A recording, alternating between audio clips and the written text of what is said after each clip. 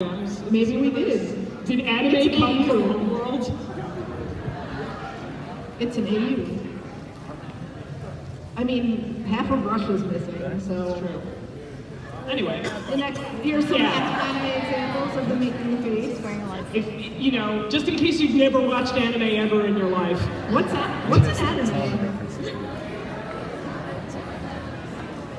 The next thing is Itadakimasu. Itadakimasu! Connie is also a weeb. What does that translate to? It doesn't. It doesn't? They say it before they eat. Okay. I don't. Rub-a-dub-dub, thanks for the grub I got. That's what it translates to. It's in the Bible.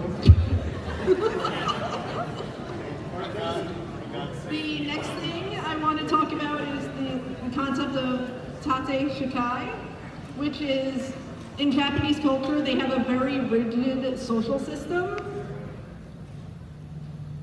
that it strives for a sense of community, and everyone has a role and everyone stays in their role. Whether it's in school, work, politically, everyone has to be in their place. Seniority is kind of a big deal for Japanese people, hence the senpai kohai thing. It shows up in Kill la Kill. Kill la Kill is a very good example of a vertical society because with the Goku uniforms, how that school is run, everyone needs to be in their place, and there's very strict rankings. And I'm a I don't know how that mid-loving school functions, considering they person, so. apparently kick out 90% of their students, like, once a month. It's Gainax, right? Okay. Well, no, it's Trigger. Oh, I'm sorry. It came from Gainax. It's okay, keep going. Part of Gainax. It doesn't have to make sense. How does this tie into Steven Universe? I don't know. The way that they've set up Gem Society from what we've gotten in episodes is Gem Society. We're gonna pretend that they haven't been talking about this a lot the past 2 weeks. We're gonna pretend the last 2 weeks didn't happen yet. What's going on? Who's Bismuth? What's happening here?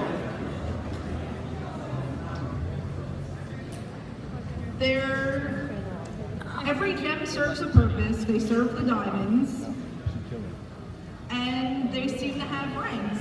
Like in The Return, it seems that Jasper outranks. Quit telling me what to do. Jasper outranks Peridot. And Lapis is just kind of there. Lapis is there. Sorry, Lappy.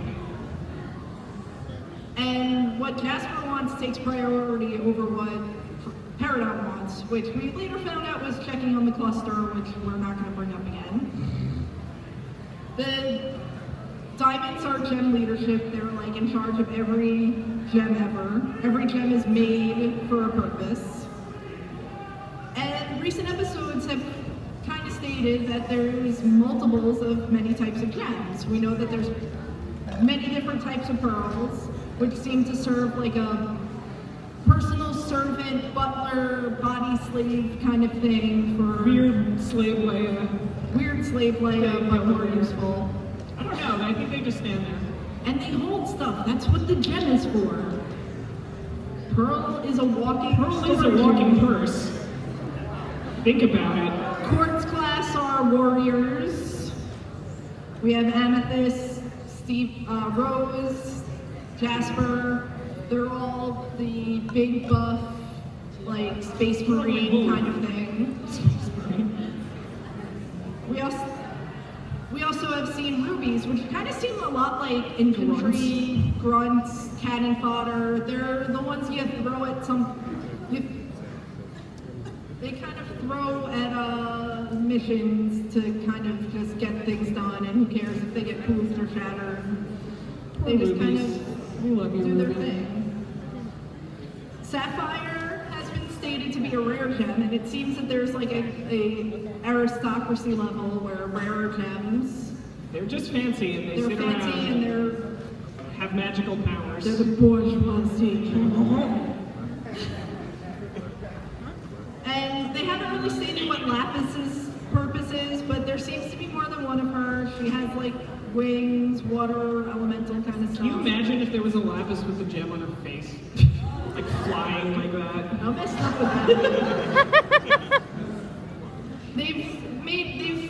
From what we've seen, they've made it very clear that Gem Society is very hierarchical and very rigid. And Rose is like, I want to marry people. Like, We have the serving class, which is Paradox and Pearls. More Pearls. We have Warriors, which are come out and play happy. Yeah, I just did that. Amethyst, Jaspers, Rubies, that random guy. Whatever quartz that obviously is. Yeah. We have rare gems. I'm putting Lapis in rare because we haven't really established what her purpose is. Sapphire's She was rare. like, she went to the war just to look at it. Like, what the heck, Lapis? You that I bored? think she's a war reporter or a spy. She's Tina Fey. This is canon now. Lapis is Tina Fey. And you kind of get a sense of how rigid society is from Peridot's reaction when they go to the gem base. She's like, what are you doing? You can't sit there. That's a common scene. We have the leaders. That is the face of a leader, and I want to follow that.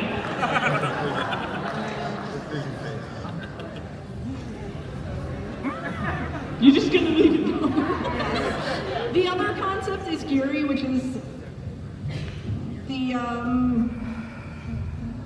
it's social obligations. It's what applies to lords and samurai code. Honor. It also includes self-sacrifice to your liege, which pops up with Pearl. Pearl is very gung-ho, wants to protect Rose. She starts instilling this concept into Connie at one point, and then Connie was Gohan. when Connie was Connie Gohan. was Gohan.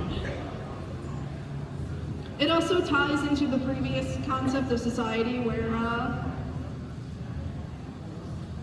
you have to fit in your place and you honor the people you're supposed to honor. And if you don't do it, you suck. A lot of younger Japanese people have started rejecting the ideas of Tate Shikai and Giri, and it's kind of like how Rose starts a rebellion over stuff. It also ties to Pearl because she defines herself in her relationships with other people instead of what she does herself. And now we're on to anime tropes.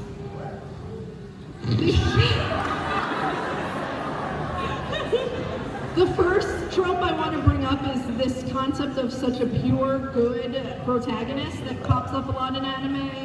We have it with Goku, we have it with Sailor Moon, Usagi is, it pops up in Una where she kind of changes.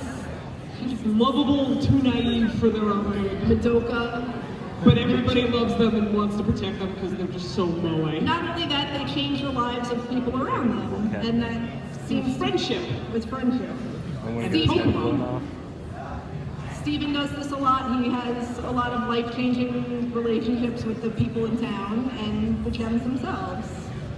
He's also a cinnamon roll who cries over snakes not having any arms. The next concept that pops anime trope. Oh, look at the cinnamon roll. He's so precious. Look at him. The GIF is going to take too long, but The next thing. The next anime trope that kind of has been popping up in Steven Universe is this concept of I'm going to protect you. It's kind of like the Japanese equivalent of I love you, but it doesn't carry the same weight as Western cultures have with I love you. And it tends to be a source of conflict in anime. Like, I'm sure a lot of you have seen Oron, where the conflict is kind of with Haruhi being self-sufficient and Tamaki and the host club kind of being like, no, you need help. So, Tamaki's a face.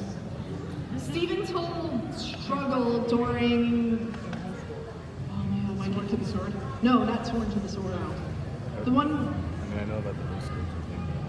I can't think of it. The one right after Jailbreak. Oh, I forgot the name of the title. Yeah. Full Disclosure. In Full Disclosure, he's having the struggle where he doesn't really want to see Connie anymore because his life with the gems is getting crazy. So he's like, no, I have to protect you by not seeing you. I They can't get talk, over it. Connie. There's a Steven bomb coming. And then it kind of carries over into Sworn to the Sword, where Connie is like, I'm going to protect Steven, and then they kind of learn to be cooperative. This conflict also pops up with Pearl, because Pearl, I know I moved to the next slide.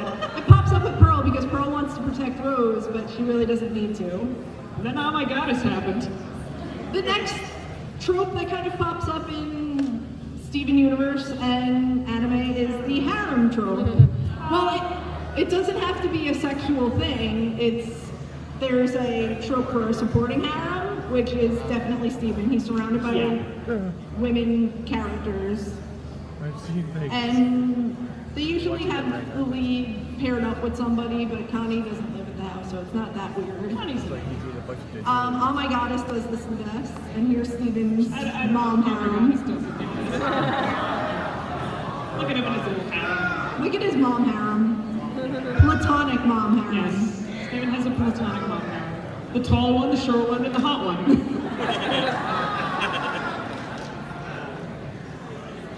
Another trope is this overexcited screaming that happens in anime. This is the most recent example, but it's come up in other things. It came up in Garnet's Universe. It's that aggressive thing.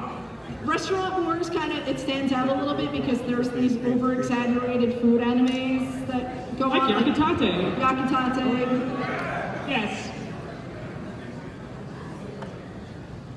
The other thing that I know these images seem random. Try and guess how these go together. Well, Steven Universe has a solid story arcs and mythology. It also has a lot of breather episodes, which kind of focus on regular life. These silly little plots where he kidnaps his friends and takes them to an island. So they Silly get things together. like kidnapping. It's a slice of life stuff that goes hand in hand with the weird. It also stands out that the citizens of Beach City kind of don't take any note of all the weird gem stuff that goes on. It's kind of normal for them, and that's something that Even Jersey happens. didn't really care. Yeah, They're just like, don't fly here. yeah. Maple salad. I mean, Empire City makes sense that no one paid attention, but Jersey, It's totally normal in New York. yeah. And anime does this a lot. As you can see, we have a leader of a rebellion chasing a cat, Because that needs to happen. a girl laying an egg, and An angry man screaming about miniskirts. That's the best description of Roy Mustang I've ever heard. And in Steven, we see Steven helps Sadie, he helps Lars, and he shoots the mayor. He shoots the mayor. JFK style. Like this. Totally fantastic breather episodes. The next thing is Steven is a magical girl anime. Yeah. Even though Yes, it is. that boy, That boy. Steven's a magical girl. he does things where he's surrounded by rose petals, he summons weapons, His powers are based on his emotions. his powers are based off of his emotions, he trains That boy. He trains to learn to use his powers, and he saves his friends and loved ones. With love and understanding. The next thing is the gem short, the classroom gem shorts, which are super deformed versions of the gems, explaining some of the mythology going on in the show, which also pops up in anime and video games, where they have these little segments where people learn about stuff. It's like, And oh crud! The plot was too confusing. Let's have this little thing explain it's it. like, We forgot to explain what that was. Gunbusters explain the science behind the show. And then there's Blaze Blue, Like which, just every trope. Explain the game, because Explain the it's a game. fighting game, and fighting games don't have plots. and that's everything. Here's Really? my sources.